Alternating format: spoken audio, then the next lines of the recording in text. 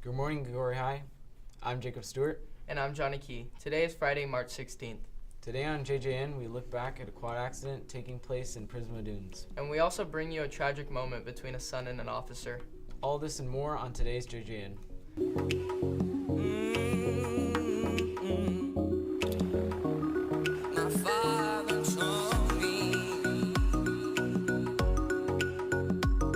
Tyler Creasy, Gregorius student, visits Pismo and explains family favorite places to go and tells a story of while he was there.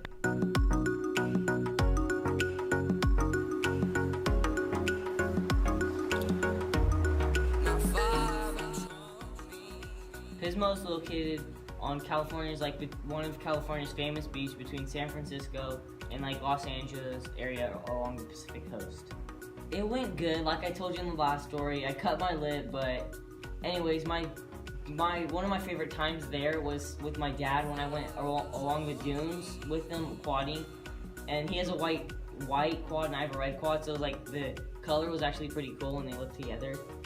But then one time I flipped my quad and landed on my back, and then my dad had to push me out. So what my family does we go to the Dinosaur Cave Park, which is I don't know when the last time we went to Pismo was, but this is for younger people. You can see dinosaurs, and there's a cave. It's not a big cave, but it's a small cave, hand built. And then we go to the pier, and there's rides there sometimes if they're open at the right time of the year. And we always have a dog with us. Pretty much we have a Great Dane, which is a big dog. So we go to the Margot Dog Park, and there's a bunch of other places to go. You can surf, you can quad, which is what we do. There's a beach, you can see beautiful views. So we go to obviously my family. It's me, my mom, my brother, my sister, and my dad. And we normally take a dog, or if we have two dogs, which I don't think we have before. And then we have some friends, close friends from my dad's high school, and they're 4 family members, their grandma, and we normally have one of my friends or my brother or sister trying to go with us too. Ooh, that's tough to say. But normally I think we'd probably go around, if we don't go somewhere else during New Year's, we'll go then, or spring break, after school, a few days after school, during summer, somewhere along that. Or, yeah, like I said, if we're open, we go there, but normally around New Year's we go to Dillon Beach after school, 2-3 days after school, or even during school. We go to Pinecrest with the same members.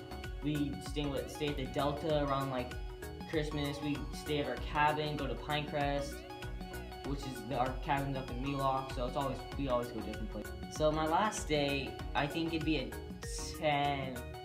8.5. Okay. Because my last day was when I got hurt, but all in all, it was a really fun experience. So it was an 8.5 because obviously I got hurt, so that'd take it down to 2.5. But no, the 1.5. Sorry. But I also had a lot of fun memories. Me and my sister went quadding with my dad. My mom also went quadding. We went surfing, but I'm kind of scared of the ocean because sharks, it's scary.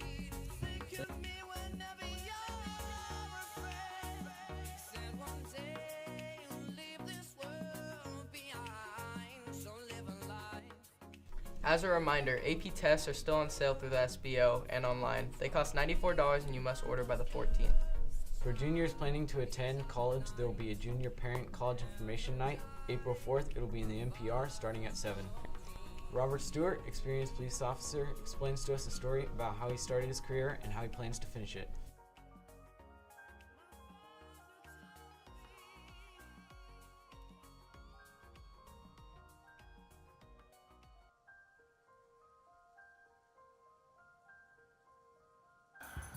Hi, my name is Robert Stewart. Been in law enforcement quite a long time. I started at age 21 going to the police academy, and by the age of 23 I was working for the Modesto Police Department as a reserve police officer, and then after about a year and a half I went full-time with the police department. I worked a total of 29 years for the Modesto Police Department full-time. And then upon retirement, I worked there for 2 years, being an investigator and doing backgrounds. Throughout my career, I've had many different assignments. When I first started, of course, I worked patrol. After going through FTO for about 5 months, I went to patrol on my own, and you just handle a bunch of different types of calls. Some of them scary, some of them mundane, like traffic stops, dealing with petty thefts and lightweight things. And a lot of boredom, a lot of reports, but then moments of sheer terror when somebody tries to attack you. There's a couple calls, though, that stick out in my mind that I'll never forget. There was a call, and I was working in day shift, and there was a little boy that hadn't shown up to school, 6 years old. And the teachers, he'd never missed school before, and he was supposed to be on school Monday, Tuesday, and Wednesday, but he has not shown up. And apparently they have a truancy person go around, knock on the door of the parents. Nobody answers. They left a note. Nobody called him back. And so they were worried. The second time the truancy officer went over and knocked on the door, he could see the child through the window, but the child wouldn't answer the door, and no adults would come to the door. So myself and 2 officers went out. We banged down the door, tried to get somebody's attention, had phone calls made to the residents. Nobody would answer. The boy, I could see the boy in a window, but he would refuse to open the door. Finally, I made the decision as a supervisor to boot the door in. We were concerned about safety, what was going on. So we forced the door, we got inside, I calmed the 6-year-old boy down, and he told me that his dad was sleeping. I went back in the dad's bedroom where dad was supposed to be sleeping, and it was obvious to me that the father had been dead for 3 days. And I've seen a lot of dead bodies, thousands in fact, and this was so sad because this boy slept next to his father, thinking that his dad was just sleeping, and nobody else lived in the house. So this boy got up and made himself cereal. That's the only thing he knew how to make, and he just crawled up next to his dad and laid next to him. And that one got to me, and it gets to me now, and I'm going to try not to tear up or cry, but that little boy had already lost his mother the year before, didn't have any siblings, and now he was laying next to his father, and his father had a heart attack on a Monday or late Sunday night, and he slept with him 3 nights in a row and would watch cartoons and eat his cereal, and he didn't understand what had happened. He just thought his dad was sleeping. That one really upset me. I have 4 young boys, and I can't imagine them ever going through that. So I put together a collection of money because, as it happens, this was about 4 days before Christmas as well. We bought Christmas presents for the boy. We found his other family. The father had a brother, and we found that family. They picked him up, and he moved in with his cousins and his uncle and aunt. And we took Christmas presents over. And I didn't want to buy so many Christmas presents that it would look like he got a whole bunch of stuff because his dad died. But so many people from the police department were generous. I had city councilmen bringing me money. I just sent out an email on our PD email, and I had so much money that we ended up taking some of that money and putting it in a college fund for him.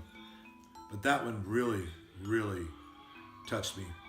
So I've been very lucky, had a lot of differences, I made a lot of differences, and I've really enjoyed it. Now I'm out of law enforcement. I'm retired. However, I'm looking at going to another state, the state of Idaho, and I have an application in with the law enforcement there. I have a lot of things I can bring to them. I was just in Idaho about 2 weeks ago with my resume, and they really would like me to come, and I could show them some things. A lot of different programs that I started here in Modesto. So Robert was a dedicated, hardworking employee who cared about his fellow employees. He would do what he needed to do to get the job done. He was strong and courageous, and I had enjoyed the pleasure of working with him.